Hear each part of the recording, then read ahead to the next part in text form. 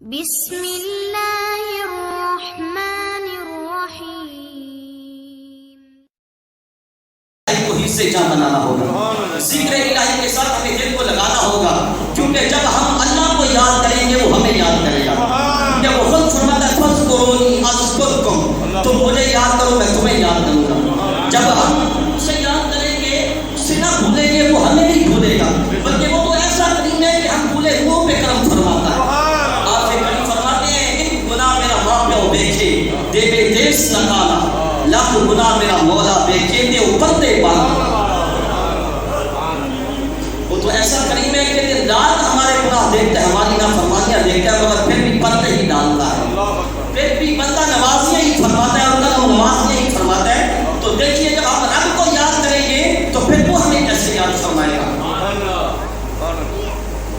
حضرت ابو ہریرہ رضی اللہ تعالیٰ عنہ فرماتے ہیں کہ حضور جان رحمت صلی اللہ علیہ وسلم نے فرمایا کہ رب تعالیٰ فرماتے ہیں کہ جب میرا بندہ وَأَنَا عِنْدَ ظَنِّ عَبْدِي وَأَنَا مَعَهُ، جب میرا بندہ مجھے یاد کرتا ہے میں اس کے ساتھ ہی ہوتا ہوں. توجہ ہے آپ کی؟ جب میرا بندہ مجھے یاد کرتا ہے میں اس کے ساتھ ہی ہوتا ہوں. اور آپ فرماتے ہیں اگر میرا بندہ مجھے دل میں یاد کرتا ہے میں اسے تنہا یاد کرتا ہوں. لیکن جب میرا بندہ کسی جماعت میں مجھے یاد کرتا ہے میں فرشتوں کی جماعت میں اس کا ذکر کرتا ہوں. نعرہ تکبیر، نعرہ رسالت، نعرہ تحقیق، نعرہ حیدری، تاجدار ختم نبوت، زندہ باد زندہ، تاجدار ختم نبوت، زندہ باد زندہ. من سبا نبیا من سبا نبیا من سبا نبیا، تاجدار ختم نبوت، تاجدار ختم نبوت. دیکھیے جس کو رب فرشتوں کی جماعت میں یاد کرے، جس کا ذکر خالق کائنات فرشتوں کی جماعت میں یاد کرے، جس کا ذکر کرے اس جیسا خوش نصیب کون ہو سکتا ہے.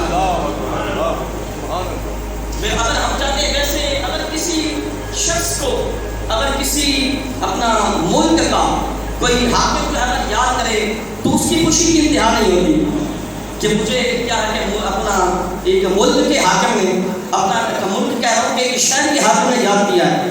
اور اگر کسی کو صوبے کا حاکم یاد کرے پھر وہ تو بھولا نہیں سماتا، لیکن اگر کسی کو ملک کا حاکم یاد کرتا ہے اس کے تو پاؤں زمین پہ ہی نہیں لگتے کہ مجھے ملک کے حاکم نے یاد کیا ہے. تو اے انسان ذرا غور تو کر، تو جب ذکر الہی کرے گا تو پھر یہ دنیا دار جو حاکم ہے یہ نہیں، احکام الحاکمین ان سب کو حاکم بنانے والا تجھے یاد کرے.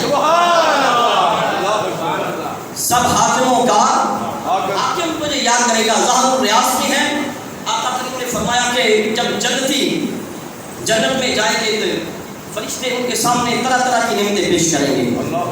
ان کے لیے فرش بھی بچھائے جائیں گے، ممبر بھی رکھے جائیں گے اور طرح طرح کے مختلف قسم کے کھانے اور پھل جنتیوں کے سامنے رکھے جائیں گے.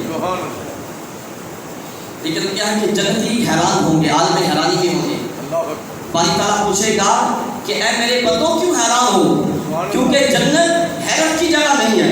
اس وقت ایمان والے وہ جنتی لوگ عرض کریں گے باری تعالیٰ نے پورے ایک وعدہ کیا تھا. توجہ ہے آپ کی؟ باری تعالیٰ نے ایک وعدہ کیا تھا، اس وعدہ کا وقت آ گیا ہے.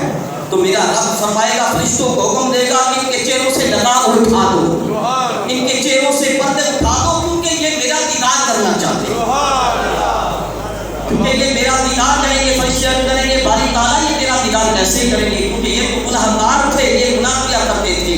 رب حکم دے گا تم پردے اٹھا دو، کیونکہ یہ ذکر الہی کرنے والے ہیں، یہ اللہ کا ذکر کرنے والے ہیں. پردے اٹھا دیے جائیں گے. جب جنتی اللہ کا دیدار کریں گے فوراً سجدے میں گر جائیں گے. رب فرمائے گا سروں کو اٹھاؤ، کیونکہ جنت دار عمل نہیں ہے، دار جزا ہے.